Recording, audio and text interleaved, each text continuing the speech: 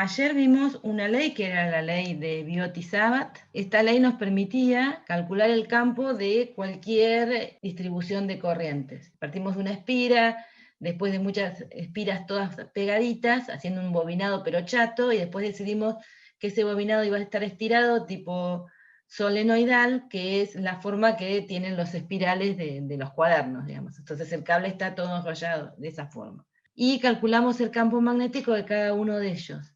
Lo hicimos con esta ley, con lo cual calcular el campo en un punto implica integrar esta expresión para ese punto en particular, y obviamente, aunque tengan mucha simetría, muchas veces no logramos conseguir expresiones generales para todo el espacio, sino por ahí para puntos en particular, y en el caso de que estemos sobre un eje de simetría, sobre el eje de simetría.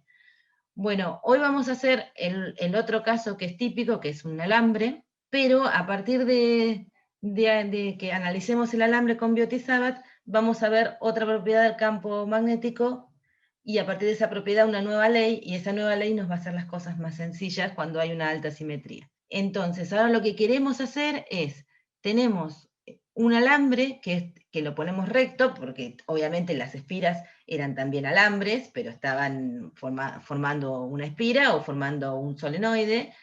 Ahora lo que queremos es un alambre recto, fino, o sea que no me va a interesar el campo magnético en el interior del alambre, sino en el exterior. Y por ese alambre fino circula una corriente I. Y en la imagen que tienen acá es la que normalmente se hace para observar el campo, las líneas de campo magnético de distintos elementos. Ayer teníamos imágenes que mostraban las líneas de campo magnético de una espira o de un solenoide, porque lo que hacíamos era agarrar un plástico o algún material, agujerearlo y hacer pasar la espira o el solenoide a través de eso, los cablecitos, para que cuando tiráramos limaduras de hierro, en ese plano se nos armaran cómo se iban las líneas de campo. Acá estamos haciendo la misma lógica. Acá el alambre es esta cosa negra, que se ve acá, esta línea negra, que está atravesando, y si lo ven sale por acá abajo, y ese alambre está conectado en sus extremos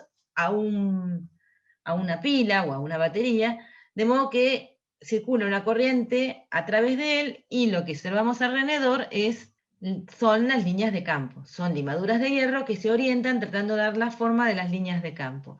Y si uno las mira y trata de seguir esas limaduras de hierro, van a ver que son como circunferencias, que se acumulan más, se hacen más intensas cuando estás más cerca del alambre. Y la alineación así de las limaduras de hierro mostrando circunferencias casi no se nota cuando se alejan del alambre. O sea que eso ya les da una pauta de que va a tener que depender de la distancia del alambre, cómo se comporta, va a ser más intenso en la cercanía, menos intenso cuando se alejan, y que les va a tener que dar un campo que circule alrededor del alambre, o sea, que haga curvas cerradas, que claro, yo ya estoy guiada a ver circunferencias ahí, porque sé lo que da, pero al menos se ve bastante parecido a circunferencias. Bueno, entonces vamos a ver algunas condiciones del alambre, para saber qué tenemos que esperar de ese campo.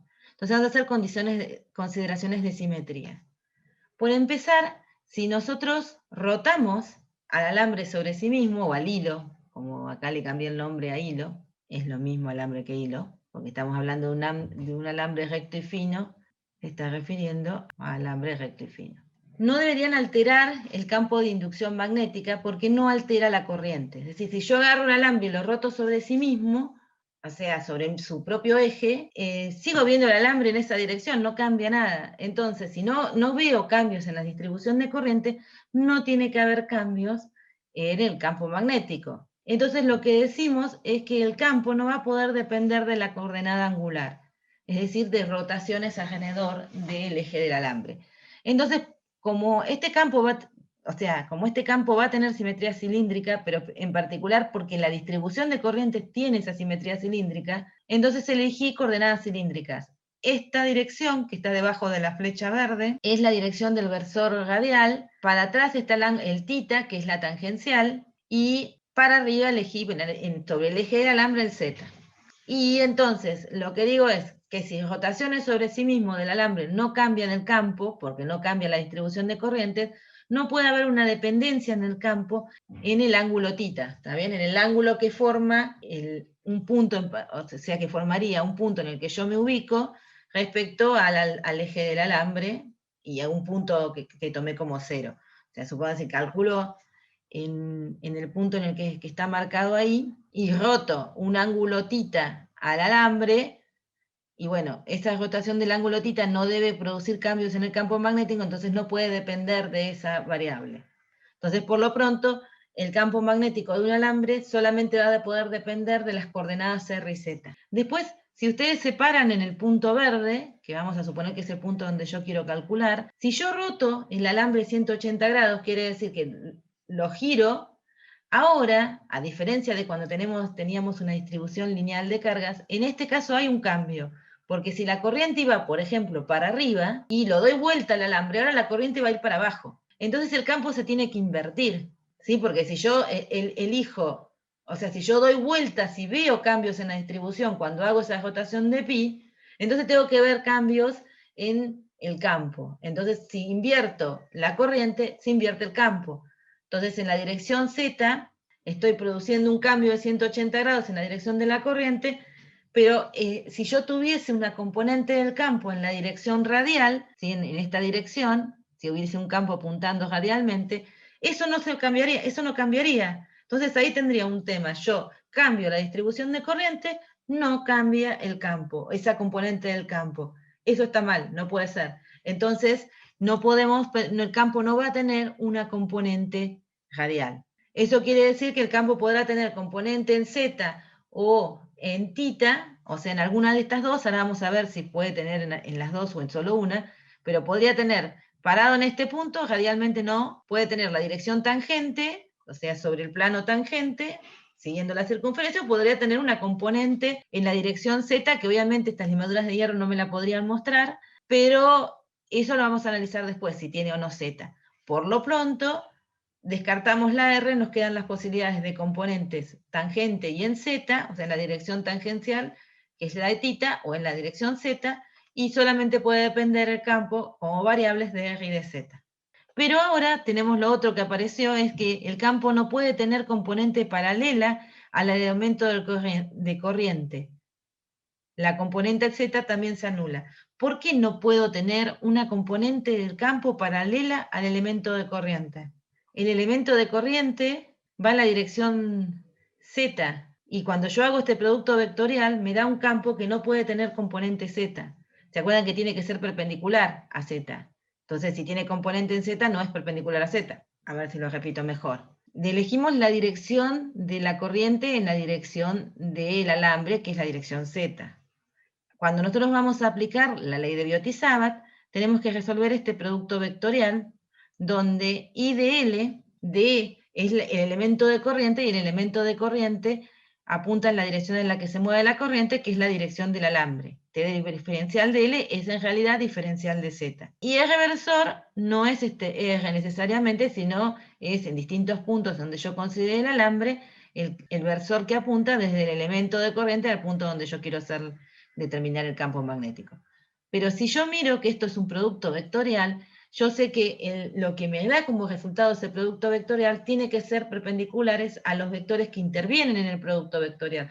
En consecuencia, si es perpendicular al diferencial de L, no puede tener una componente en la dirección del diferencial de L, que en este caso la consideramos como la dirección del alambre.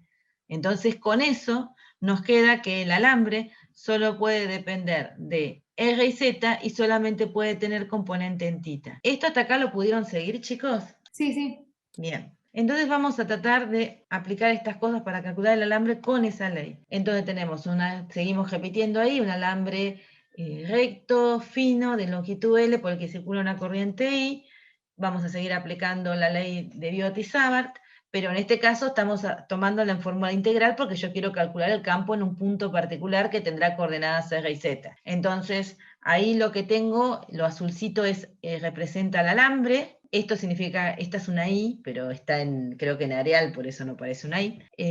Acá estoy eligiendo un diferencial de longitud sobre el alambre. Este es el versor R', que es el que apunta del punto donde está el diferencial de corriente hacia el punto en donde yo quiero calcular el campo, que lo llame P al punto, que tendrá coordenadas R y Z.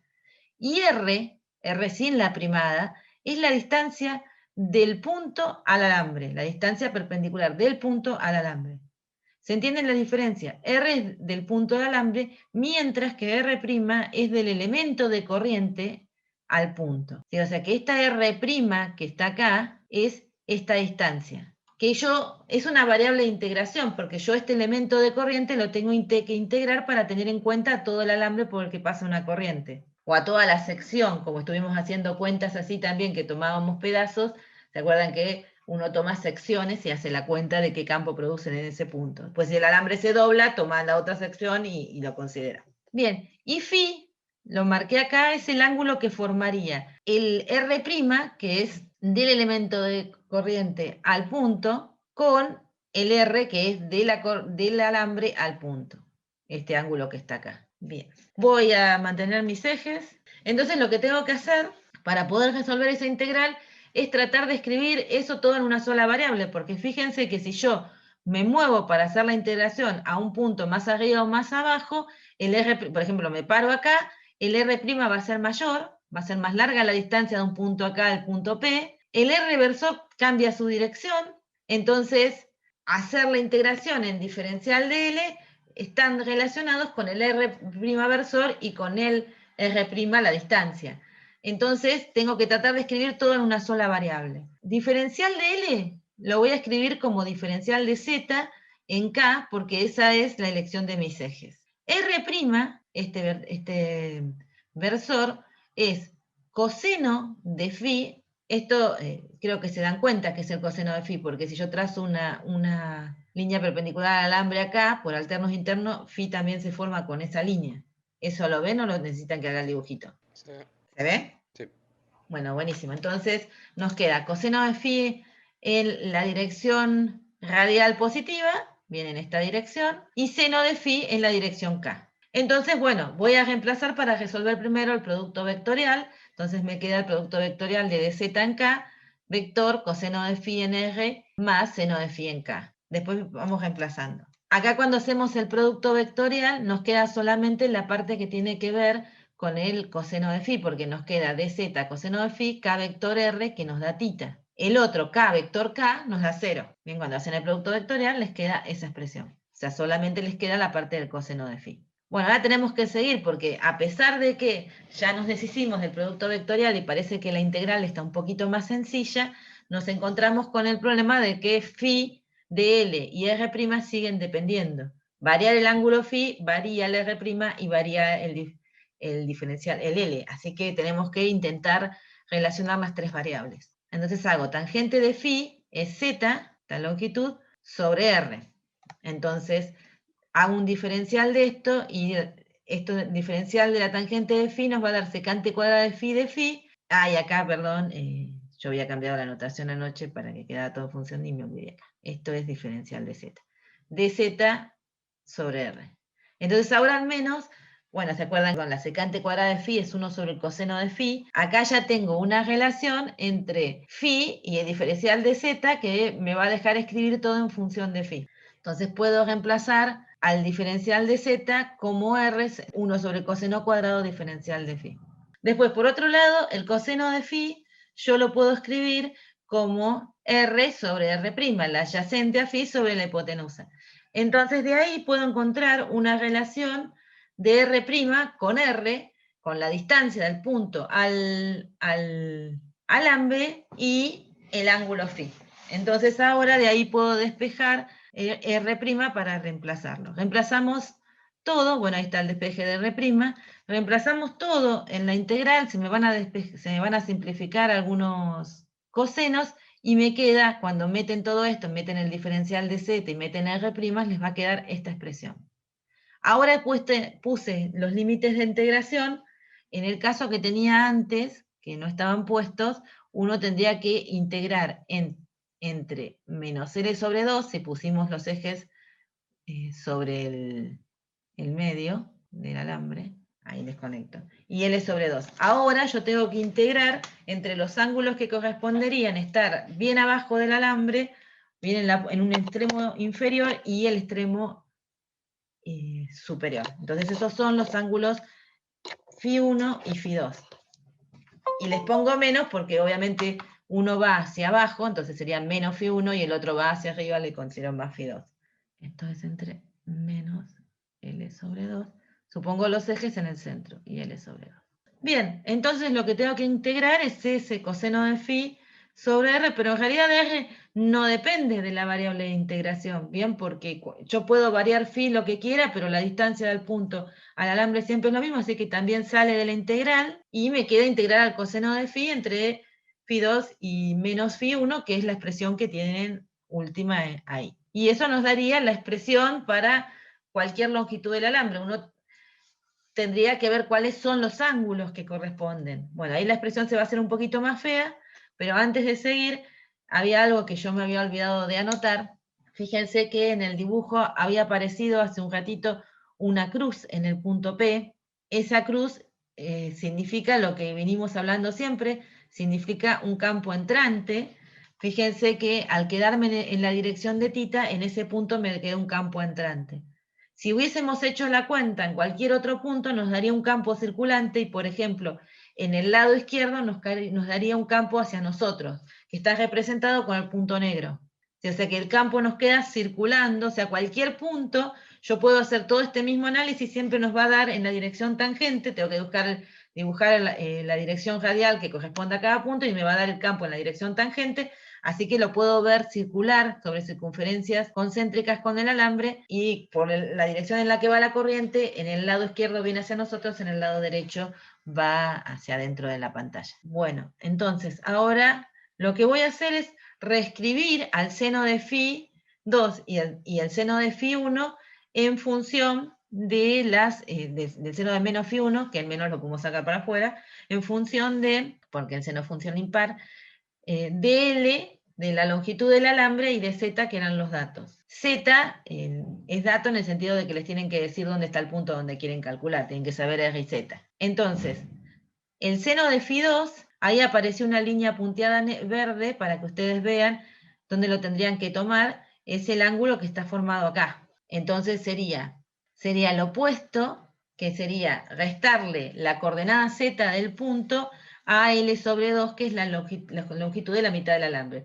Si poniendo en el centro del alambre nuestros ejes coordenados, tengo la mitad del alambre para arriba, la mitad para abajo, entonces para medir la longitud que está enfrentada el opuesto, el cateto opuesto, esto es φ2. Para medir esa longitud necesito hacer L sobre 2 menos Z, sobre lo que mide la distancia punteada, que sería R cuadrado, o sea, la suma de los catetos, más es Z menos L sobre 2 al cuadrado. No sé por qué abajo lo tengo al revés, ¿sabes? Ah, porque lo invertí para acomodar la expresión. Da lo mismo, de todas maneras, porque está al cuadrado. Bueno, ahí lo invertí en el siguiente igualdad del seno de phi sobre 2. Está invertido porque tiene la idea de acomodarlo en la expresión y que llegamos a alguna expresión. Pero es lo mismo. Después, cuando hago el seno de menos φ1, que es menos el seno de φ1 tengo que identificarlo. φ1 sería el ángulo que forma la segunda línea punteada con R, acá. Esto sería φ1. Esto es φ1. Bien, entonces, de vuelta, ahora la longitud que tienen que considerar es la más larga, la que está abajo, que la pueden escribir como Z más L sobre 2. Toda esta longitud es L sobre 2, toda esta longitud es L sobre 2, y le tengo que sumar este pedacito que corresponde a la coordenada Z del punto. Entonces, todo esto para abajo, L sobre 2, desde los ejes coordenados para abajo, y de los ejes para arriba es la coordenada Z del punto. Bien, y el signo menos viene del seno de menos φ1. Bueno, reemplazo una expresión y me queda el campo escrito en función de R de Z y en la dirección tita. Van a decir qué fea expresión. Bueno, ahora vamos a ver casos asintóticos, que son los que más nos van a interesar. ¿Hasta acá la cuenta la pudieron seguir? O sea, se entiende, pero por ahí que si yo me tengo que sentar a hacer el ejercicio no se me va a ocurrir todo esto de golpe, así que lo tengo que digerir No, un poco. claro, lo tenés que digerir primero, pero es como, no vas a hacer muchísimos casos de esto. Acá lo que tenés que tratar es de ver la lógica, o sea, vos tenés que salir de la ley de Biot-Savart y tu gran problema es cómo resolver esta integral. Bien, entonces lo primer paso que tenés que hacer es tratar de escribir eso en función de variables del problema. Entonces vos decís, bueno, tengo el alambre, dibujo el punto, bien, yo sé que tengo que elegir un pedacito del alambre, entonces no te elijas el que está bien enfrente de cosas porque ese no te va a dejar ver todos los detalles. ¿Entendés? Yo elijo este, no veo que R difiere de R', ¿entendés? Y como yo tengo que hacer la integración sobre todo el alambre, elijo uno cualquiera que no sea justo el más cómodo, porque justo ese no me va a dejar ver todo. Entonces elijo un punto cualquiera. Paso B, tengo que tratar de escribir el diferencial de L, que es un vector que apunta en la dirección en la que se mueve la corriente, el R', que es un vector que va desde el diferencial de L al punto, y su versor es el que apunta en esa dirección y sentido, y R', que es el módulo de ese R'. Entonces yo tengo que tratar de escribir eso. Entonces mi objetivo fue ese. Metí sistema de coordenadas. En los alambres uno siempre mete cilíndricas. Vas a ver que algún libro por ahí te pone XY, entonces calculás específicamente este punto. Yo al hacerlo en cilíndricas, como tita, a medida que vos cambiás de punto sobre esta circunferencia, voy cambiando el R y va modificando el tita, no me queda dependiente de que sea este punto, porque yo puse los ejes X y Y, no me queda en todo el espacio. Y después digo, bueno, yo me pongo esto en el medio y empiezo a ver, si no lo pones en el medio, tendrás que ver cómo escribir las integrales. No es tampoco tan terrible que no lo pongas en el medio. Lo más cómodo es ponerlo en el medio. Y después uno empieza a tratar de escribir. Este truco, si prestás atención de escribir así, la tangente de phi y z sobre R, lo hicimos un montón de veces en la parte eléctrica, porque ya ahora estamos tratando de, cuando te deshaces de la parte del producto vectorial, lo que vos tenés que resolver ahora es algo que es de z, coseno de phi y r', que vos ves que son variables relacionadas, pero que obviamente no podés integrar porque no sabes cómo dependen una de la otra, entonces empezás a jugar con trigonometría para poder dejar todo en una sola variable. Si agarran, por ejemplo, un libro que les dan a los del observatorio, que es que lo hicieron la gente que da la cátedra en el observatorio, van a ver que ellos, me parece que en lugar de ir para el lado de los ángulos, que es lo que yo me quedé, para que la integral me hiciera más fácil, fueron directamente en lugar de reemplazar para que quede todo en función de phi, creo que lo dejaron todo en función de R' para integrar. Entonces la integral a la que caen es un poco más compleja que la de integrar el coseno, pero les lleva lo mismo. Entonces, acá es medio la habilidad de cómo se avivan, digamos, para que la integral les quede fácil.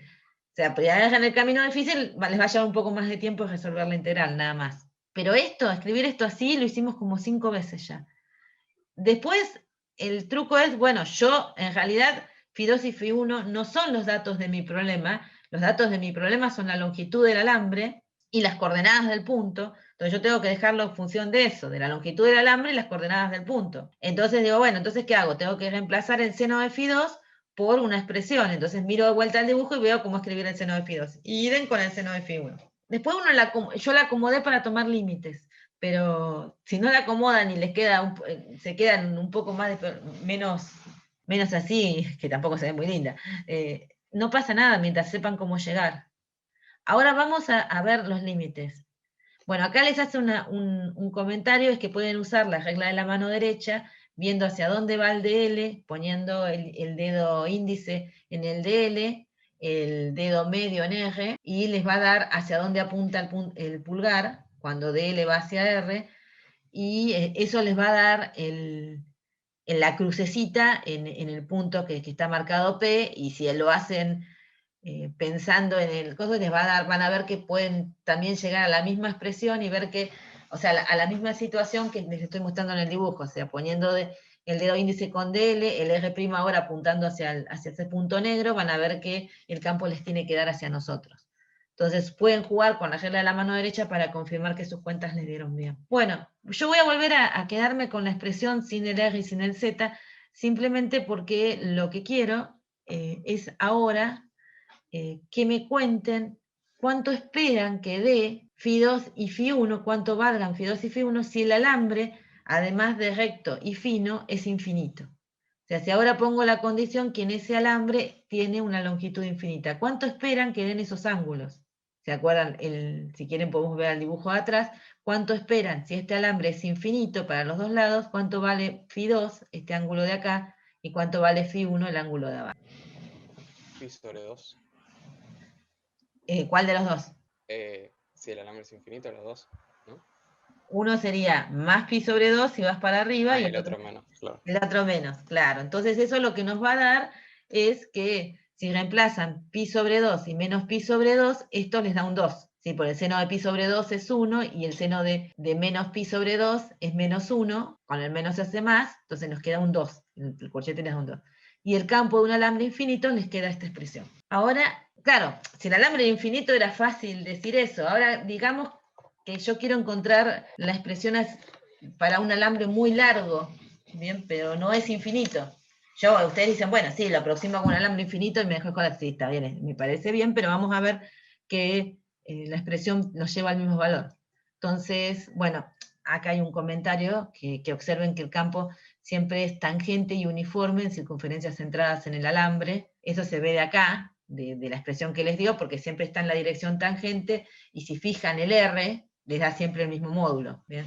Entonces, sobre una circunferencia centrada en el alambre, sobre toda la circunferencia tienen el mismo módulo del campo, y el campo siempre apunta en la dirección tangente. Esa es la acotación que tienen que quedarles acá. Que coincide con todo lo que dijimos al principio cuando hicimos los análisis de simetría. ¿Se acuerdan?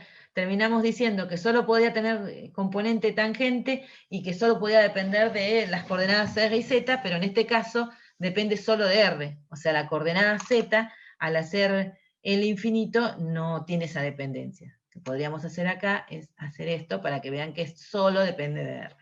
Es solo... O sea, no es un campo radial, es un campo que depende solamente de R, va como 1 sobre R, y es tangencial, no es radial.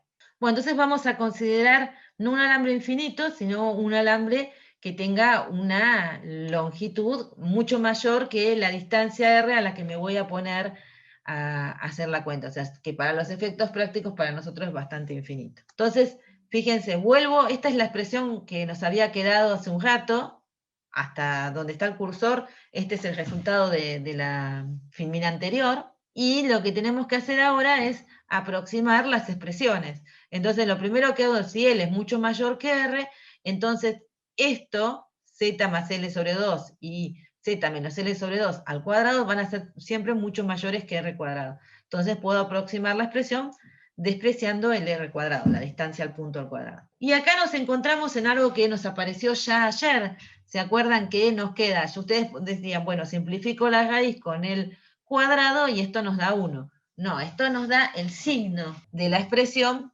por 1, ¿bien? Porque lo de abajo está siempre positivo, pero lo de arriba podría ser positivo o negativo. Entonces la expresión se me simplifica diciendo que esto me tiene que dar 1, signo de esta cosa, menos 1 por el signo de esto. El paso siguiente es analizar cuánto dan los signos. Entonces, si Z positivo, supónganse, y es menor, y estamos en algún punto genérico como que podría representar este P, pero a lo largo del alambre, Z va a ser menor a L sobre 2, pero igual, no importa, si es positivo, la suma siempre me da positivo, o sea que ese signo me da 1, me da más.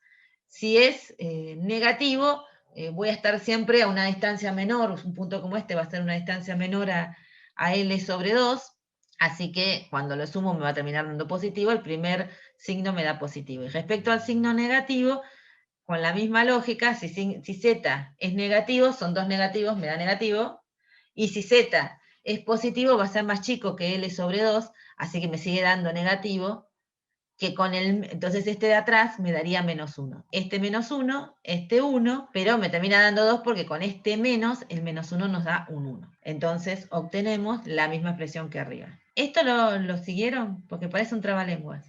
Yo le voy a poner un 1 acá al signo. O sea, un 1, no, un más. ¿Quieren que lo repita o me siguieron? La última parte por ahí, lo de los signos. Bien, lo que yo dije es, esta es la expresión que terminamos de obtener luego de mucho esfuerzo hace un ratito. El siguiente paso es, como L era mucho mayor que R, desprecié R cuadrado. Y me quedaron estas expresiones. Luego lo que hago es ver que esto, en realidad, en valor, en módulo, la parte de abajo y la parte de arriba valen lo mismo. Solo que la parte de abajo siempre nos da positiva, porque es una distancia, pero la parte de arriba puede dar positiva o negativa. Entonces, para no eliminar casos, lo que yo tengo que hacer es, este cociente en realidad lo que me da es 1, pero con el signo que nos dé esta expresión. O sea, esto nos da 1, pero el signo que va a tener depende del signo de z más L sobre 2. Y la misma lógica se aplica en el de atrás. Entonces esto nos queda 1 por el signo de z más L sobre 2, menos 1 por el signo de z menos L sobre 2. Ahora, el signo de más z, L sobre 2, si z es positivo, esto va a ser positivo, y si z es negativo, como va a ser más chico que L sobre 2, estoy eligiendo un punto frente al alambre, entonces este término me va a dar también positivo, y para el otro caso, un análisis parecido es, si es negativo, me va a dar negativo, y si es positivo, va a ser más chico que esto, me va a seguir dando negativo, entonces el signo me da menos, pero con este menos que está acá me termina dando un más. Entonces, cuando hago esta cuenta me termina quedando un 2. Entonces me queda mu 0 i por 2 sobre 4pi r en tita. Entonces simplifico los dos y llego a la misma expresión que había obtenido hoy cuando supuse un alambre infinito. O sea que un alambre muy largo, si yo me ubico frente al alambre, o sea, asegurándome que se cumplan estas condiciones de que z sea menor a L sobre 2, me va a dar el mismo valor que me da un alambre infinito.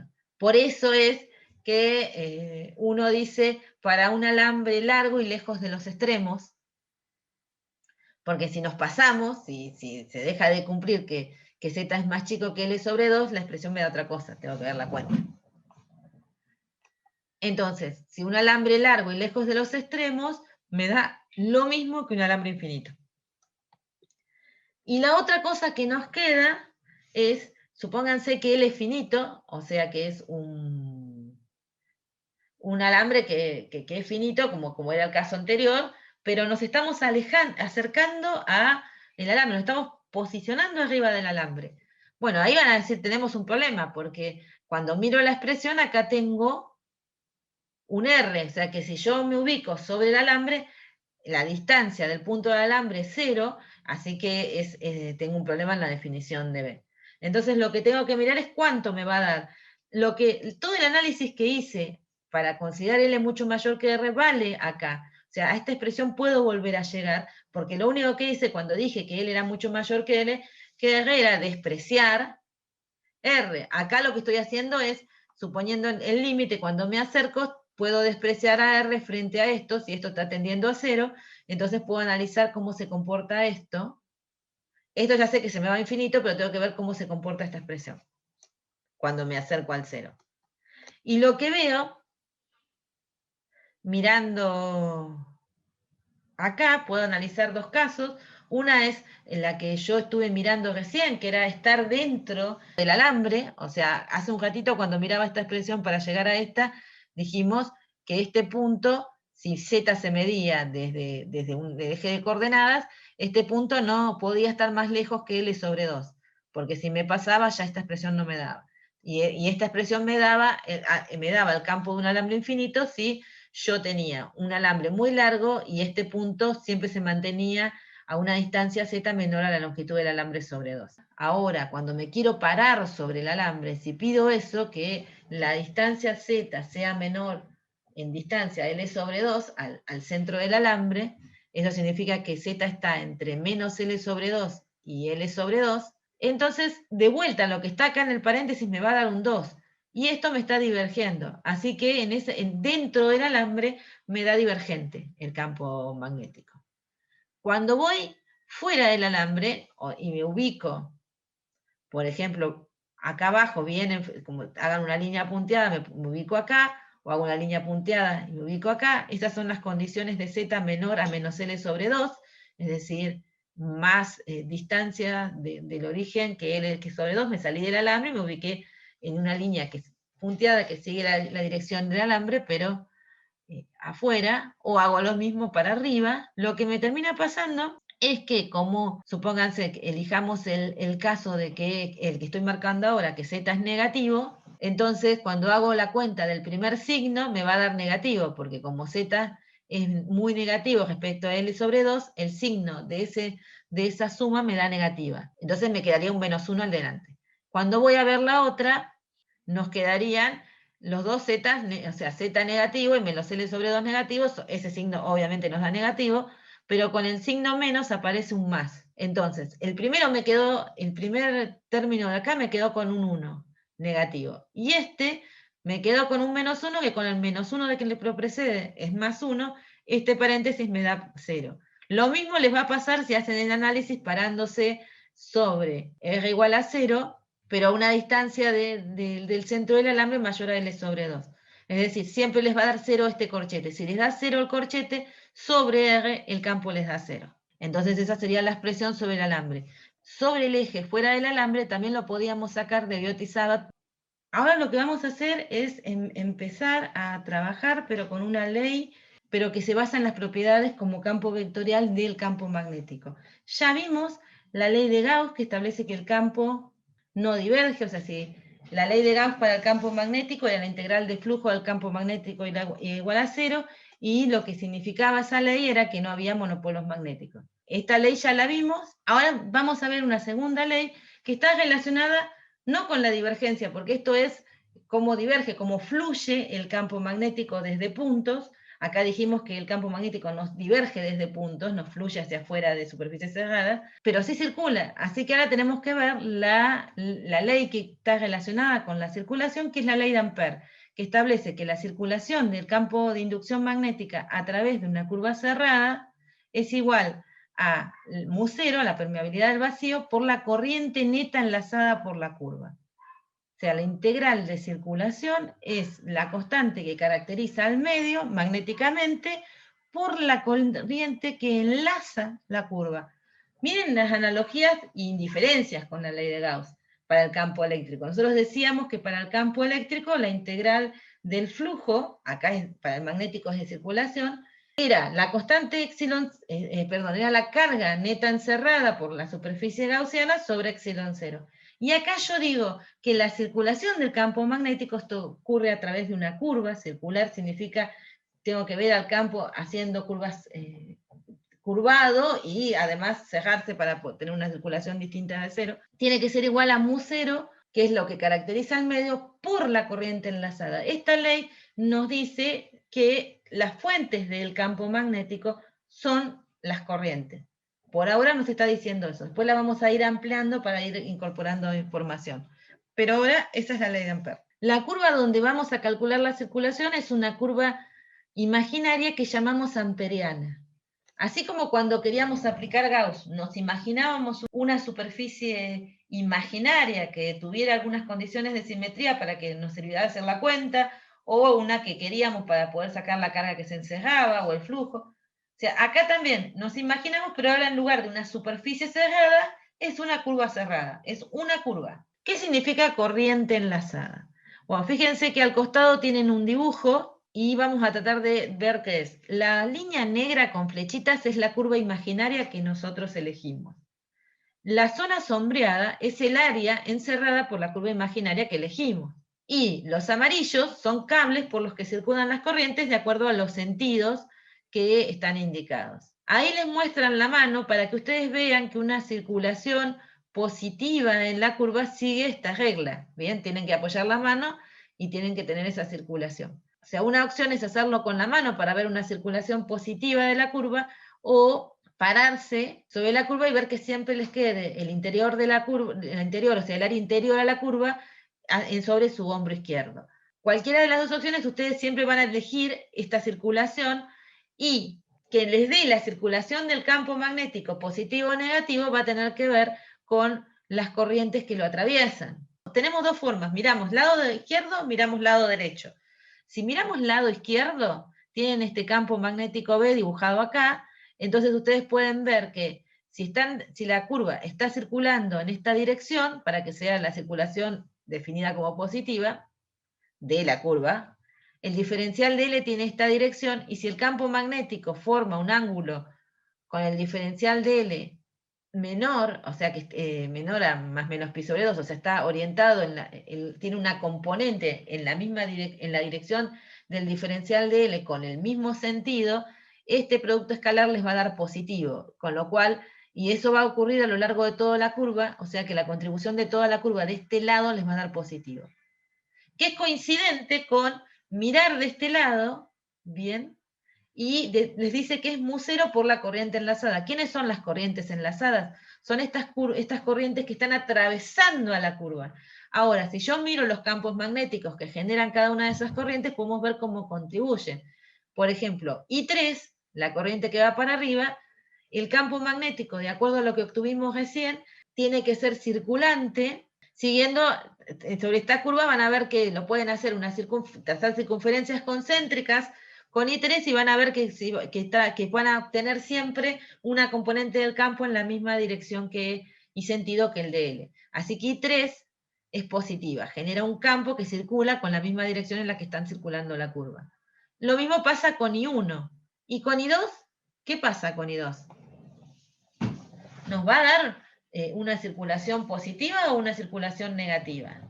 ¿Hacia dónde gira el campo de I2? Para saber hacia dónde gira el campo de I2, es como que tienen que dar vuelta lo que estuvimos analizando para I3 o para I1, lo tienen que pensar al revés para I2, porque ahora es como el dibujo de cómo eran las curvas, cómo circulaba el campo. Cuando ustedes piensan en una corriente, lo que uno hace para entenderlo es ponerlo el dedo pulgar con la corriente y los dedos de la mano giran alrededor. Entonces, eso es completamente válido para todos los resultados que obtuvimos recién. Si se apoyan, ponen el dedo pulgar con la corriente que tenían en los gráficos que teníamos recién, a ver si llegamos, no todas las cuentas que hicimos, sino, a ver, a la anterior acá. Si apoyan el dedo pulgar sobre esta dirección y hacen girar los dedos, van a ver que los dedos, las uñas entran por acá y salen por acá. Bien, o sea, hacen un giro. Entonces, eso era lo que les estaba tratando de hacer recordar cuando les hablaba de que I3 y I1 tenían una circulación de campo magnético positivo, porque el campo está, si ustedes hacen un dibujo de circunferencias concéntricas, va a tener siempre una componente en la misma dirección que el diferencial de L. Cuando lo piensan con I2, tienen que dar vuelta al dedo pulgar, entonces las uñas salen para usted, o sea, está exactamente al revés.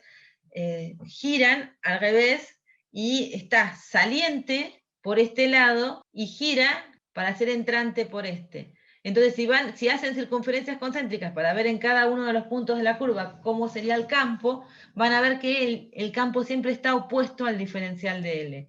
Y en ese caso, ustedes van a tener que esta I2 contribuye negativamente. Si estuviera I2 sola, ahí les daría un flujo negativo, pero como está en I1 y I3, lo que me está diciendo este dibujo es que la suma de todas las corrientes, I1 menos I2 más I3, les termina dando un campo neto que sigue la circulación positiva, que es el dibujo que tenemos hecho acá. Entonces tienen que sumar todas las corrientes, pero tienen que tener en cuenta cómo circulan esas corrientes, para ponerles un signo, en relación a la circulación de la curva. Y se tienen que agarrar mucho de la mano derecha.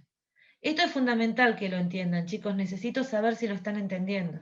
Profe, entonces, por ejemplo, ¿no? Para I3, si yo quiero saber la circulación del campo eléctrico, o sea, la circulación sería igual que la flecha celeste de DL que está ahí. Digamos, ese justo sería ese caso, si tuviera que dibujar el círculo. Si vos dibujaras el campo magnético de I3 solo, tendrías que hacer unas circunferencias concéntricas con I3, y en este punto te daría justo la dirección del DL. Claro, y para I2 es para el otro lado, digamos. Claro, porque vos viste que te muestra una mano ahí. El pulgar es con las corrientes en ese caso. No es lo que estábamos haciendo hasta ahora. Cuando tenés que ver esta parte de la ley de Ampère, decís, o cuando tenés que ver el campo de un alambre, va pulgar con el alambre, en la dirección de la corriente, y dedos para marcar cómo va el campo de ese alambre. ¿Sí? Entonces, si vos haces eso, para I3 y para I1 les da que circula igual, o sea, que vas a tener siempre una componente paralela al diferencial de L, siempre algo vas a tener positivo. Y acá en este punto se ve re claro que tanto I1 como I2 van a hacerte una componente en la dirección del diferencial de L. Lo que no va a ocurrir es con I1 con I3. Con lo que no va a ocurrir es con I2. Bien, o sea, tanto I1 como I3 te van a hacer una circulación del campo magnético que va a tener una componente en la dirección del diferencial de L. La que no lo va a lograr hacer es I2, porque I2 tienes que poner el pulgar para abajo y entonces la circulación es al revés. Si vos mirás las corrientes desde arriba, vos dirías que I1 e I3 circulan contrarias a las agujas del reloj, mirando desde arriba, mientras que I2 circula con las agujas del reloj. Así que obviamente esas corrientes las tengo que restar. O sea, I1 y I3 se suman y le restamos I2. Y el signo que le ponemos a esas corrientes tiene que ver con cómo vamos a circular la curva. ¿Bien? Si circulan con la curva o circulan al revés. Después estos se van a acostumbrar y no les va a sonar tan raro. Igual ahora yo les puse varios ejemplos para ver si se dan cuenta. O sea, las 3 o 4 que siguen son para eso.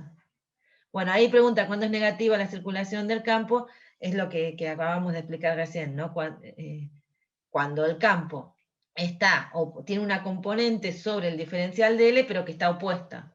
Bien, acá justo en el dibujo si yo miro la componente en la dirección del diferencial de L es positiva. Pero si, por ejemplo, I2 fuera 10 veces la suma de I1 más I3, yo tendría que tener este campo para el otro lado, y en ese caso tendría una circulación negativa. Bueno, ahí les dejo contraria a la circulación de la curva explicada en la imagen. Ahí les dejo escrito para que les quede cuando lo leen solos. Bueno, vamos a tratar de ver un poco mejor. Vamos a ver ejemplos, a ver si esto ayuda. Entonces, si la curva no enlaza corrientes, ¿implica que el campo de inducción magnética necesariamente es nulo? Ahora la pregunta es, ¿el campo va a ser nulo en esa curva, sobre todos los puntos de la curva necesariamente, o puedo tener opciones? Ustedes me van a decir que no están tan duchos con las circulaciones como para contestarme si hay opciones, ¿no? Entonces les muestro un dibujo y a partir de ahí. Eso se acuerdan que es el campo de una espira. ¿Se acuerdan? Esto era el dibujo. Nosotros hicimos una espira y calculamos el campo en el centro, que es esta línea que va acá perpendicular. Pero yo les mostré un dibujo y les dije que ni bien se apartaban del centro de la espira, todas esas condiciones que les anulaban las componentes que iban paralelas a la espira, ya no ocurren, pierden la simetría y empiezan a haber campos que se curvan. Entonces esto es el campo de una espira para toda la región próxima a la espira. Entonces vamos a tomar una curva que no enlaza corrientes, ¿bien? Porque la corriente es esto marrón de acá, esta es un anillito de corriente. Y acá estoy arriba, pero no estoy enlazando corriente. Entonces este lado me da 0. Tengo que mirar qué me tiene que dar esta integral, porque acá evidentemente el campo no es 0. Entonces, pero me está diciendo la ley de Ampère que tiene que darme 0 la circulación. ¿Qué es lo que pasa? Es mi análisis. Entonces fíjense, si yo voy tomando una circulación a lo largo de esta curva, siguiendo lo que les expliqué recién, para tomar la circulación positiva, entonces sería una circulación así, ¿no? Como marcan esas flechitas verdes. Entonces, si yo hago esa circulación, los diferenciales de L son todos tangentes, son a la curva, o sea que están un poco en cada punto siguiendo un poco la dirección de esas flechitas. Si yo miro ahora las componentes de B del campo magnético respecto a los diferenciales de L, puedo ir viendo que el lado derecho de la curva, a ver si me sale un dibujo, por ejemplo, acá, pónganse que tomo este punto, entonces, que esto sea el diferencial de L, ¿bien? Eso es de L. ¿El campo magnético tiene componente en la dirección del diferencial de L? Dicho a lo bruto, ¿hace sombra el campo magnético en la dirección de ese vector de L que acabo de dibujar o está opuesto? ¿En qué dirección y sentido iría la componente del campo magnético si la proyecto sobre el diferencial de L? Hay algo que me da dudas, que es que no me doy cuenta por ahí la corriente acá directamente, porque como lo veo sobre las líneas. Bien, vamos a decir, la corriente acá es la cosa amarilla, marrón que está al medio. Es un anillo, una espira de corriente. Eso tenés que recordar lo que vimos creo que es la clase ayer. Esto es un anillo acá y acá ves una parte del anillo y la corriente está circulando ahí. O sea, si querés la dibujamos, acá está la corriente. ¿La ves ahí? Y esto es una espira. ¿Sí? Sí, sí. Entonces, nosotros lo único que pudimos calcular fácil fue el campo de la espira sobre esta línea, bien al centro de la espira. Esto sería un anillo, una espira, y calculamos el campo en el centro. Lo que pasa es que el campo no solo se restringe al centro. Nosotros lo sepamos calcular fácil en el centro no significa que no esté en el resto del espacio. Entonces ahí está el campo en todo el espacio. Entonces ahí, a través de la curva roja que yo elegí, la que me imaginé para aplicar la ley de Ampère, no hay ninguna corriente atravesando. ¿En eso estamos de acuerdo? Sí, sí, sí, ahora que sí, que la dibujaste, sí. Entonces, como no hay nadie que atraviese el área que encierra la curva, entonces el lado derecho de la ley de Ampère es cero. No hay corrientes enlazadas. Enlazadas es como que el Ampère es un lazo que les agarran las corrientes. Tienen que imaginárselo así. Así lo van captando. Entonces, no hay corrientes enlazadas. Ahora lo que tengo que mirar es si el campo tiene componentes, si va a contribuir a esa integral, porque esta integral que tienen al costado, el lado derecho de la ley de Ampère, tienen que ir sumando las contribuciones del campo por el diferencial de L. O sea, tengo que ir viendo cómo es punto a punto sobre esa curva la dirección de la componente en la dirección tangente a la curva del campo respecto a la circulación. Entonces, la circulación es la que yo dibujé con la flechita verde todo a lo largo y acá dibujé un diferencial de L. El campo magnético en ese punto sería esta flecha de acá. Acá tendrían las líneas de campo. Acá marcarían las direcciones de la línea de campo. Así que si yo hago un dibujo de cómo sería el campo magnético, ¿estamos de acuerdo que B sería así? En un dibujo ampliado, mirándolo por acá, no quiero escribir en cualquier lado porque después aparecen otras cosas y queda escrito arriba de... Pero tendríamos, si miramos ese dibujo, sería una cosa así. Yo tengo B así y diferencial de L así. ¿Cómo les daría el producto escalar de SB por DL? ¿Positivo, negativo o cero? Positivo. Les daría positivo. Bueno, si hacen el mismo dibujo desde acá, todo por acá, se van a encontrar con una situación parecida. Tienen que ir haciéndolo punto a punto y se van a encontrar con una situación parecida. Pero con la otra mitad, les da al revés. Fíjense, si yo intento, por ejemplo, hacer...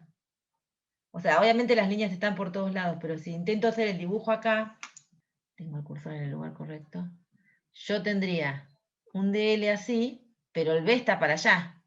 ¿Estamos de acuerdo?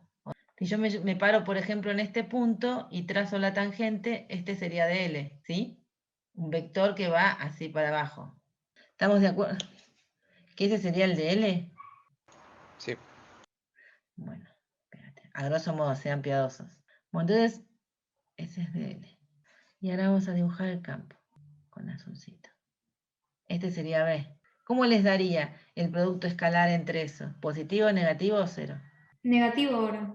Les daría negativo. Entonces, pueden ir haciendo el dibujo y lo que van a ver es que en este dibujo, uno de los lados contribuye positivo, el otro lado contribuye negativo, entonces cuando suman todas las contribuciones les da cero. Cuando integran toda la curva, les da cero. ¿Sí?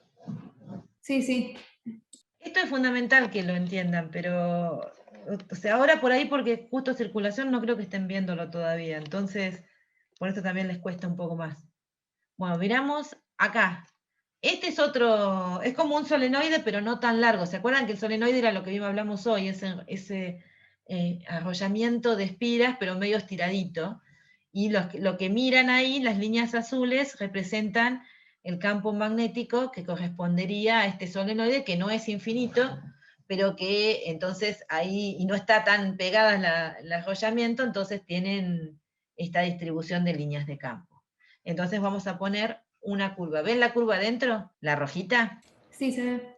Bien, entonces, del lado izquierdo de la ley de Ampère tenemos la integral, y del lado derecho tenemos mu cero por I enlazada.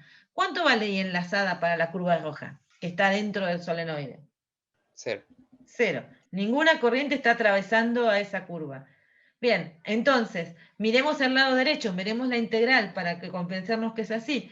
Tenemos que decidir hacia dónde vamos a circular. Tenemos que circular en la misma dirección que lo hicimos con B, o sea, haciendo que la parte interna quede hacia nuestra izquierda, si nosotros camináramos sobre la curva. ¿Cuánto creen que da esa circulación? Yo la tendría que plantear en 4 tramos, ¿no? Los 2 tramos rectos y los 2 tramos que son perpendiculares al campo. Así que, supónganse que agarramos los tramos perpendiculares al campo. ¿Cuánto nos da cuánto contribuirían esos tramos a la circulación?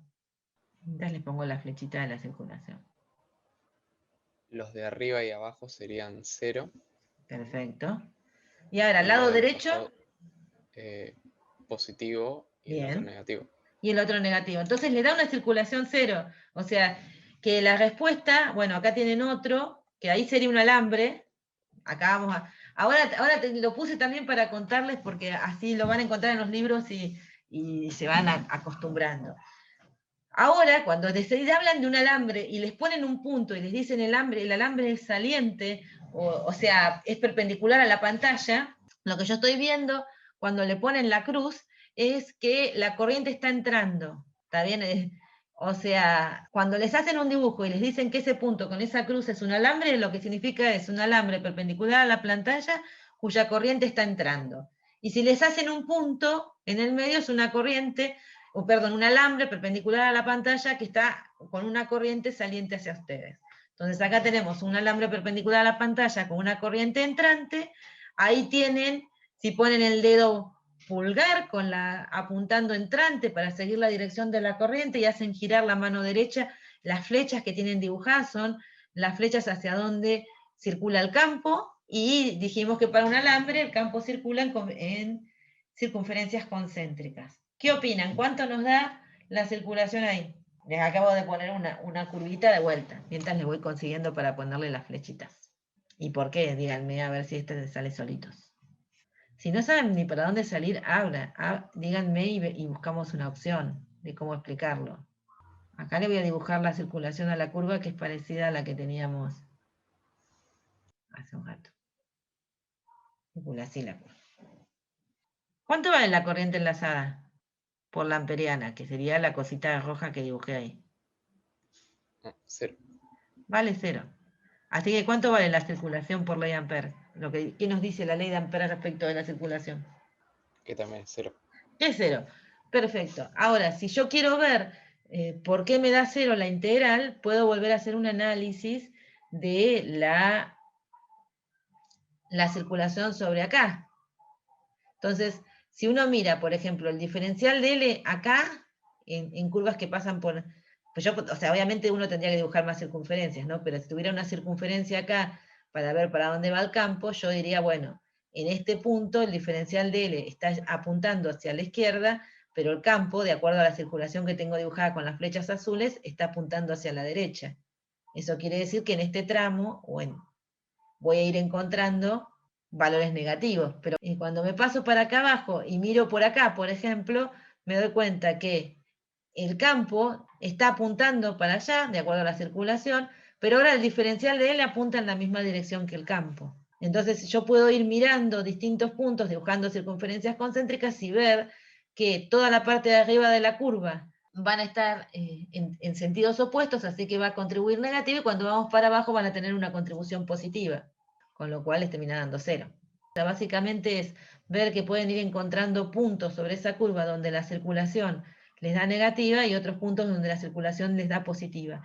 Y en conclusión, cuando suman todas las contribuciones les termina dando 0. Tienen que ir viendo el dibujo. Bueno, entonces la respuesta, si la circulación 0 implica necesariamente que el campo sea nulo, con 3 ejemplos acabamos de mostrar que no, que puede ser que al no enlazar corrientes, todo lo que un lado de la curva contribuya a la circulación positiva y el otro lado de la curva contribuya a la circulación negativa. Y desde 0 por eso. Bueno, y ahora aparecen otras curvas, que son las que uno puede interpretar. Fíjense, acá apareció una curva donde, si yo me preguntara cuánto vale ahora la circulación sobre la curva punteada que la dibujé acá en la espira, ¿la ven la curvita esta?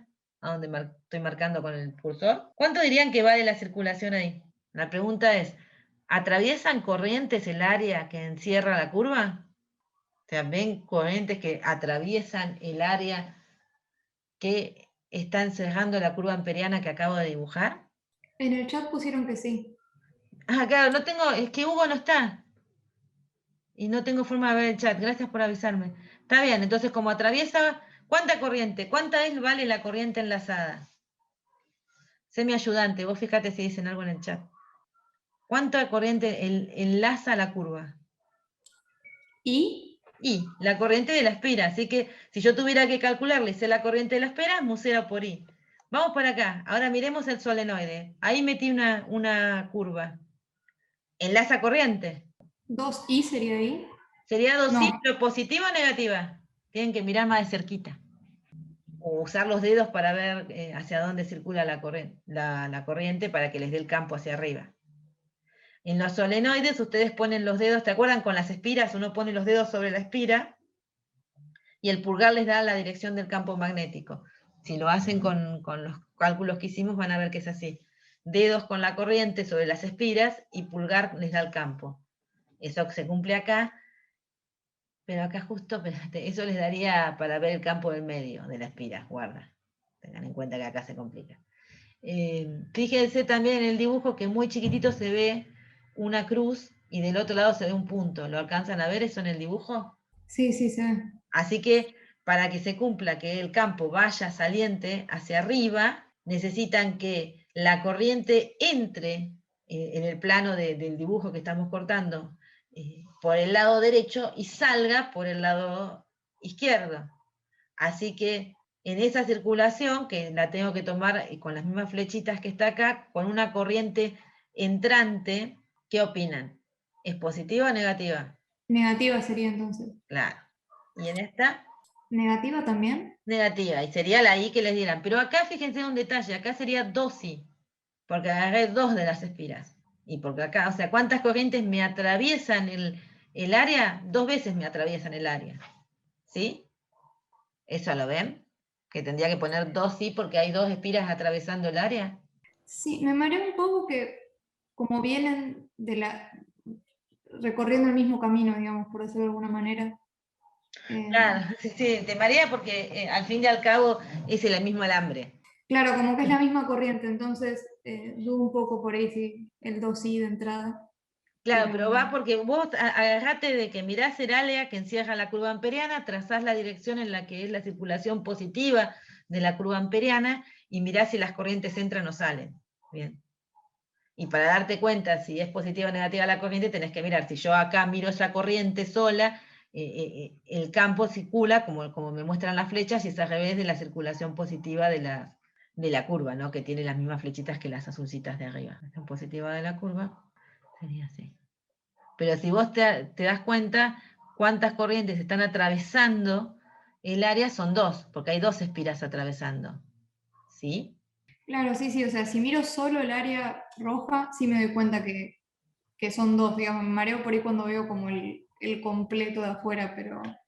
Claro, vos mirá la amperiana que elegiste y te concentrás en cuántas corrientes la están atravesando. Si pasan paralelas no te sirven. Ok, ok, está bien, está bien. Tienen que cruzar el área. Bueno, espero que se haya entendido un poco más qué se hace con estas cosas. Bueno, obviamente la ley de Ampère resulta útil para determinar el campo de inducción magnética en todo el espacio cuando tenemos un alto grado de simetría, de modo que podamos calcular el lado de la integral. Porque la corriente enlazada es relativamente fácil de obtener, el tema es obtener el lado de la integral. ¿Sí? Entonces la ley de Ampère nos va a resultar útil si podemos hacer esa cuenta. Y una cosa importante es, que eso lo vemos ya en estos ejemplos, es que el campo B, el que va del lado derecho de la integral de Ampère, no es el generado por las corrientes que enlaza la amperiana, o sea, la que estamos considerando para hacer la circulación, sino el campo generado en todo el espacio. Solo que habrá una contribución neta distinta de cero de las líneas de campo que correspondan a corrientes que atraviesan. Es el campo que yo uso en la ley de Ampère, es el campo de todo el espacio, el que generan todas las corrientes en el espacio. Ahora, que eso me dé distinto de cero o no, va a depender si haya o no corrientes que contribuyan de modo que no tengan eso de que todo lo que entra, circula por un lado se anula con la circulación del otro lado de la curva. Entonces lo vamos a aplicar a el alambre recto, infinito y fino. Entonces vamos a ver las consideraciones de simetría con las que empezamos la clase. Y esas consideraciones nos habían llevado a que B tenía que ser función de R y de Z y estar en tita. Pero cuando llegamos a que el alambre era infinito, se nos anuló la posición en Z. Y eso es algo que no les dije del todo al principio porque no les hablaba tanto de un alambre infinito. Pero si estamos pensando en un alambre infinito, además tenemos que poder mover, o sea, si yo pongo una circunferencia concéntrica en el alambre, en un punto, o sea, que pase por un punto, y ese punto lo voy moviendo paralelo a la dirección del alambre, es completamente indistinguible. ¿Qué quiero decir? Que si el alambre es infinito y yo estoy en la mitad del alambre o empiezo a moverme en la mitad del alambre, no existe mitad del alambre de un alambre infinito, básicamente. Entonces yo puedo decir menos de infinito hasta infinito, pero en realidad nunca tengo un borde. Entonces todos los puntos son equivalentes, todos los puntos siempre van a tener la misma cantidad de alambre para un lado y para el otro. Entonces, en ese caso, nos encontramos con que no habría diferencia en movernos paralelos al alambre, y eso significa que no tendría que tener una dependencia en la coordenada z. Entonces, ese resultado que obtuvimos cuando resolvimos el alambre, que es en infinito, y no nos quedó la coordenada z dependiente, nos quedó mu0 por i, la corriente del alambre, sobre 2pi por r, y z, toda la parte que era el corchete ese grandote, desapareció, se convirtió en un 2, que simplificó, y por eso me quedó un 2pi abajo. Eso fue porque en realidad yo no tengo que tener dependencia en z, porque en realidad si no tengo bordes en el alambre, no tengo límites en el alambre, cualquier punto que esté en un punto frente al alambre, yo me muevo en z en la dirección paralela al alambre, voy a tener que tener lo mismo, voy a ver la misma corriente, porque no veo bordes, entonces no se acaba el alambre, entonces no puede depender de z. Es decir, si yo quiero aplicar la ley de Ampère al cálculo del campo de un alambre, tengo que empezar por hacer condiciones de simetría. Tengo que decir que invertir el alambre 180 grados me cambia la dirección de la corriente, o sea que me cambia la distribución de corrientes, con lo cual cualquier componente que no se altere del campo magnético no puede existir, porque eso es contradictorio. Si yo cambio la corriente tendría que cambiar el campo, y eso hace perder a la componente R, que no puedo tener componente Z por la ley de Biot-Savart, que si el campo está en Z, o sea, sobre el eje del alambre, lo que me da la ley de Biot-Savart siempre es perpendicular, así que no puedo tener componente Z, entonces me queda solo la componente θ, y que respecto a las dependencias, me tiene que quedar solo la dependencia en R. La de θ era porque si movíamos sobre sí mismo el alambre, lo girábamos sobre sí mismo, el alambre no sobre su mismo eje, no veíamos cambios en la corriente, entonces no podía haber dependencia angular en la dirección tangente, y ahora acabamos de perder la dependencia en Z diciendo que era infinito. Entonces, haciendo todo ese análisis de simetría, uno llega a la conclusión de que el campo magnético de un alambre infinito y recto tiene que ser un campo magnético solo radial y en la dirección tangencial, la de θ.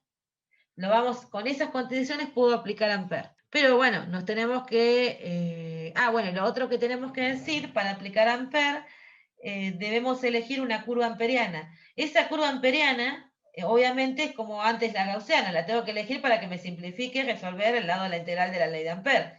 Es decir, que necesito que B sea, al menos, tenga siempre la misma dirección en relación al diferencial de L, y que además sea uniforme sobre la curva.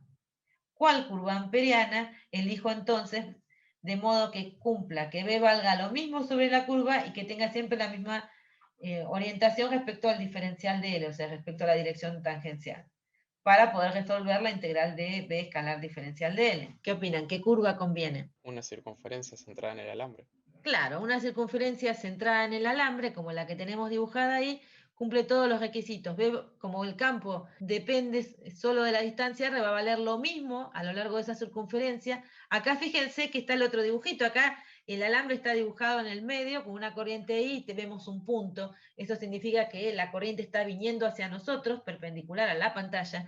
El campo magnético, usando la regla de la mano derecha, lo pueden dibujar, ¿sí?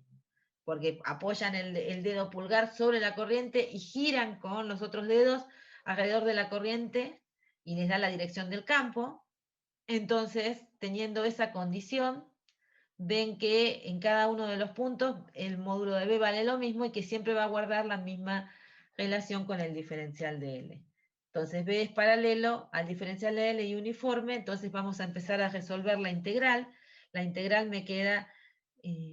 el producto de dos vectores paralelos, me da el producto de los los módulos por el coseno de 0 que da 1.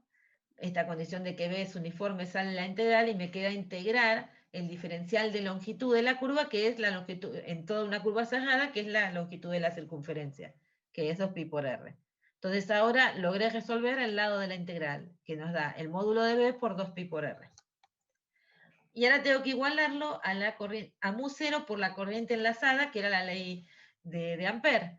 Y la corriente enlazada es la única corriente que tengo que sí, y que está generando un campo, si yo uso la regla, en la misma dirección que el de BL, así que va positivo el mu0 por esto. Despejo, con lo cual me queda que B, el módulo de B es mu0i sobre 2πr, y me acuerdo de la suposición que hice al principio para poder aplicar Ampère, que era un campo que era radial, que eso nos quedó en el módulo, y que estaba en la dirección tangencial. Y acá dicen, bueno, es fácil usar, si analizo un poco la simetría del problema, en un alambre con Ampère lo resuelvo en 2 segundos, con Biot y Sabat me lleva un poco más de trabajo. Y claro, que con lo que hicimos hoy al principio de la clase, esta expresión también vale para un alambre largo, siempre que estemos lejos de los bordes. O sea, que la distancia en la que nos paramos del alambre es mucho menor que su longitud, así que lo vemos muy largo, y que además no estamos cerca de los extremos, que era donde se perdían donde esta expresión ya no nos daba. Y una acotación que es muy importante, porque suele llevarle siempre a confusiones, es que el R que aparece en la ley, que lo vimos también que aparece acá y que usamos en Ampère, el radio de la amperiana, no es el R que aparece en la ley de Biot y Sabat, que era la distancia de un elemento de corriente al punto donde quiero calcular el campo. Son cosas diferentes. El R de la amperiana, en este caso, no es el R de Biot y Sabat, de la expresión que marca la distancia del punto a, de la expresión de la ley de Biot y Sabat. Tienen que tener bien claro. Por eso yo los ponía como R' para que no se confundieran, pero en los libros no se lo ponen como R', se lo ponen como R, cuando tengan en cuenta que ahí está hablando de la distancia del elemento de corriente al punto, y acá estoy hablando del radio de la amperiana. Entonces vamos a ver si tengo suerte y me contestan algo.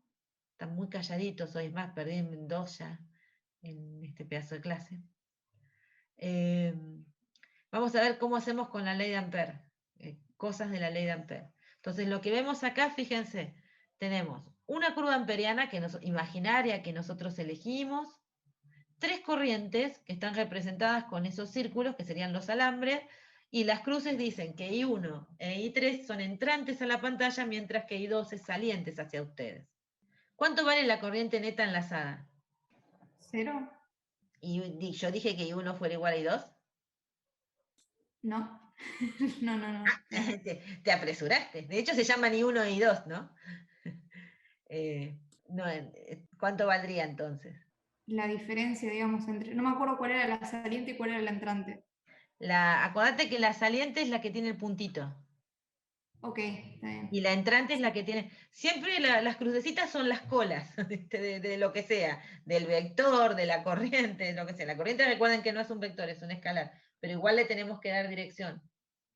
¿Sí? Entonces sería I2, porque I2, si ustedes hacen lo que yo les expliqué para considerar una circulación positiva de la amperiana, que sería considerar así, esa sería la circulación positiva de la amperiana, si miran el campo de I2, se llevaría la misma circulación, estaría circulando en circunferencias concéntricas con la misma dirección que la circulación de la amperiana, mientras que el de I1 sería al revés, el campo de I2 circula punto a punto, podrían calcular vectores que van como generando circunferencias contrarias a las agujas del reloj en cuanto a la dirección de circulación, mientras que el I1 lo haría en la dirección de las agujas del reloj. También que es al revés de esta circulación de la curva amperiana. Entonces, I2 es positivo e I1 es negativo. Entonces, la corriente enlazada sería I2 menos I1. ¿Cuáles corrientes producen campo de inducción magnética en el punto P? I1, I2 e I3. Perfecto, todas. ¿Cuánto vale la circulación del campo magnético sobre la curva? Amperiana, ¿no? Me faltó la frase, pero... Ahí respondieron en el chat. Gracias. I2 menos I1 por mu0. Bien. Bien, después, para un caso en particular, I3 lo ponemos igual a 0 e I1 lo hacemos igual a I2. ¿Cuánto valdría la circulación en ese caso? Si hacemos ahora sí esa condición. I3 no existe ya, y I1 y I2 son iguales. No sé, para la circulación nos importa I1 y I2, ¿no? ¿Cuánto valdría la circulación de acuerdo a la cuenta que tenemos hecha arriba? Escriban en el chat. Gracias. Pero Perfecto, da 0. Entonces, esa circulación da 0. El campo en el punto P, ¿es 0? Basándonos en ese resultado. creo que no es. Claro, no, porque fíjense que el campo que habíamos obtenido recién depende de la distancia, y I2 está más lejos que I1, así que imposible que estas dos hagan el mismo campo acá, o sea, el mismo campo al módulo y opuestos en sentido. Es más, si hacen los dibujos siguiendo circunferencias concéntricas, tampoco les van a dar los vectores tan opuestos. O sea, no pueden, el hecho que aseguren que la circulación es 0 no significa que sobre puntos de la curva el campo tenga que ser 0. A eso apunta. ¿Es posible usar la ley de Ampère para calcular el campo magnético, el campo de inducción magnética en todo el espacio? ¿Yo puedo usar Ampère como lo use para un alambre y calcular el campo en cualquier punto del espacio con esa distribución de corrientes? No, porque no tenés simetría. Claro, no tenés simetría, les pasa lo mismo que con el dipolo. O sea, no tienen simetrías para poder aplicar, no pueden encontrar la curva amperiana que les va a representar la simetría para poder resolver el lado de la integral. Sí pueden calcular, porque lo vienen haciendo en todas las preguntas anteriores, lo que sería la circulación. La calcularon en una de las preguntas anteriores, pero no pueden calcular el campo en todo el espacio. La segunda pregunta, ¿y en P? Solo en P. ¿Podrían usar Ampère para calcular solo en P? O sea, yo no podría, al no poder obtener el campo en todo el espacio, quiere decir que no puedo encontrar la curva amperiana que me dé una expresión genérica del campo. Pero para solo un punto, podría agarrarme de Ampère para resolver un poco las cuentas. ¿Por qué? Porque lo que hacemos es calcular el campo de cada alambre y aplicar el principio de superposición. Y para calcular el campo de cada alambre, sí puedo aplicar Ampère. Pero después superpongo en P, o sea, ahí estoy usando Ampère y superposición. ¿Sí? Lo que no puedo es obtener una expresión en todo el espacio. Bueno, acá lo que y con esta termino, así pues ya está muy pesado, aparte ya me queda. No vamos a llegar a la imagen de fin porque había otras cosas para explicarles, pero la seguimos viendo en la clase que sigue. Acá lo que queremos ahora no es un alambre finito, es un alambre que tiene un cierto radio, entonces voy a tener que considerar dos regiones, el adentro y el afuera. Bien, ahora, la primera pregunta que hace referencia a si puedo aplicar Ampère en todo el espacio, lo que yo tendría que analizar es la simetría del problema. Este alambre sigue teniendo simetría cilíndrica, sigue cumpliendo todo lo que estuvimos diciendo hoy, si es un alambre de radio R, pero tengo que pedir que el alambre sea largo para que lo pueda aplicar. Acá dice alambre de radio R. Para que yo pueda utilizar Ampère, voy a tener que poder suponer que mi alambre es muy largo. Bien. Para que lo suponga como un alambre infinito. Puede tener un radio R, pero no puede ser un cilindro tal que el radio sea mayor que la longitud. Necesito un alambre largo con un radio. Y ahí lo podría aplicar para calcular en todo el espacio, incluyendo el interior del alambre. Y la otra pregunta que me hacen, ahora que estoy preocupada, no porque viene por un alambre finito y ya nadie se preocupaba por dónde el alambre pasaba la corriente, pero ahora como tengo un alambre con radio, me preguntan si la corriente está uniformemente distribuida. Entonces, en principio, no hay ningún motivo, si es un alambre del mismo material, si no hice cambios en el alambre, o sea, tiene toda la misma conductividad, no hay ningún motivo para que la corriente no esté uniformemente distribuida en estas condiciones de un alambre con un cierto radio. Entonces ahí lo que tienen dibujado es el alambre que ahora tiene un radio R, que está representado acá con esta flecha, y que tienen dos opciones: poner una amperiana adentro, que implica un radio menor, o poner una amperiana afuera, que implica un radio mayor. Y acá, poniendo los dedos de tal manera que el pulgar coincida con la flecha esta lila que corresponde a la corriente, pueden observar que hacer girar la mano les da el campo tanto adentro como afuera, en la misma dirección. Tenemos dos regiones, en ambas con simetría cilíndrica. Entonces lo primero que voy a hacer es resolver el lado derecho de la integral, porque para ese lado derecho no me depende específicamente del radio de la amperiana.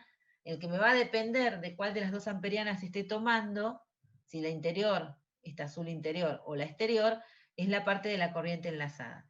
Entonces vuelvo a repetir el procedimiento que hice con un alambre, tengo que resolver el producto escalar entre B y dl, pero B es tangente y paralelo al diferencial de L, entonces me queda el producto de los módulos, y además B es uniforme sobre esa circunferencia concéntrica, así que sale de la integral y me queda B por la integral del diferencial de L. Que esa integral nos da 2pi por r, que es la longitud de la amperiana, que es una circunferencia. Ahora sí tengo que igualarla a la corriente enlazada. Entonces ahora sí me va a importar si estoy dentro del alambre o si estoy afuera. Si estoy dentro del alambre, tengo que ver cuál es la corriente enlazada. Como yo digo que es una distribución uniforme, entonces puedo suponer que, en principio, esa integral que yo les había puesto para relacionar a la corriente con la densidad de corriente, ¿se acuerdan? Esa integral que era I igual a la integral de J escalar diferencial de área. Como J es perpendicular a las secciones transversales del alambre, entonces va a ser paralelo al diferencial de área, y como además supusimos que la corriente está uniformemente distribuida, J es uniforme, esto sale J de la integral y nos queda la expresión que tuve ahí. O sea, espero que no tenga más cosas escritas ahí para... Esto nos queda que I es igual a la integral de J de A. Como está uniformemente distribuido, esto me J por diferencial de área. Y esto me queda J por A.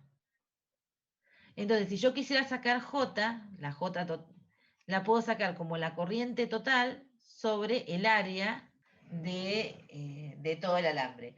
Ahora, si yo multiplico a esa J por el área de la amperiana, que sería esta de acá, la pintada de gris, entonces eso me daría la corriente que está atravesando la curva amperiana, que es la azulcita interior, la que tiene menor radio que el radio del alambre. Entonces eso nos queda, J es la corriente sobre pi por r cuadrado, sobre I pi r cuadrado, por el área de la amperiana, que es pi por el radio de la amperiana al cuadrado.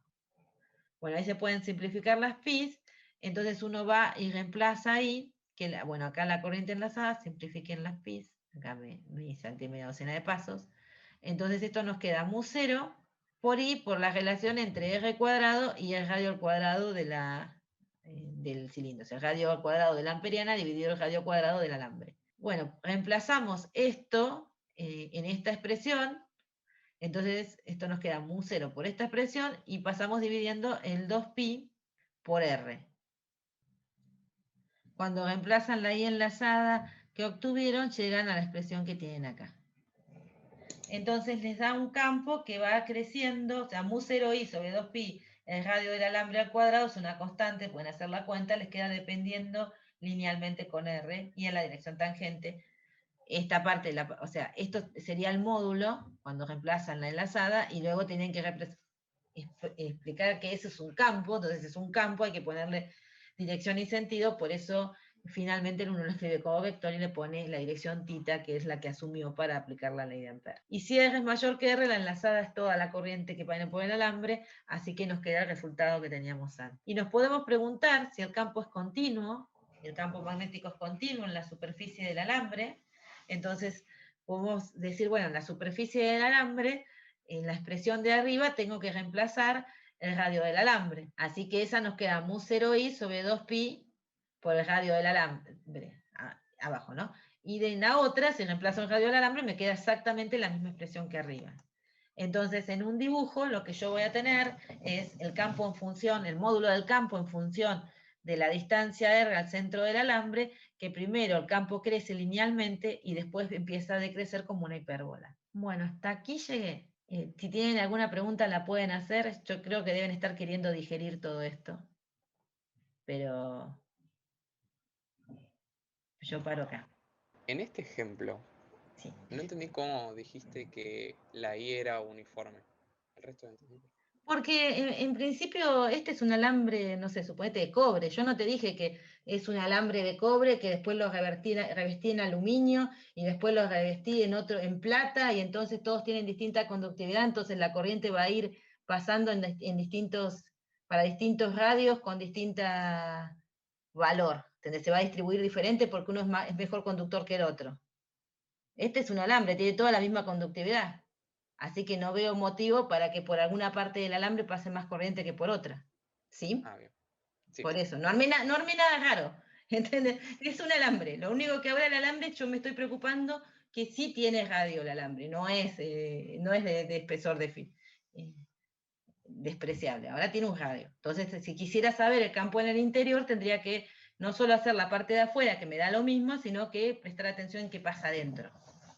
Después te vas a encontrar con, no sé, alguna cosa seguramente resolvemos nosotros también, pero por ahí suponete que en lugar de un alambre sea un tubo hueco o los cables coaxiles, que son, no sé cuántos cables coaxiles habrán visto ustedes porque son más jóvenes, pero básicamente son un alambre, un aislante para que se mantenga la estructura, y después viene otro, como una especie de malla metálica que funciona como un casquete metálico, y la corriente va por el alambre de adentro y vuelve por el casquete de afuera.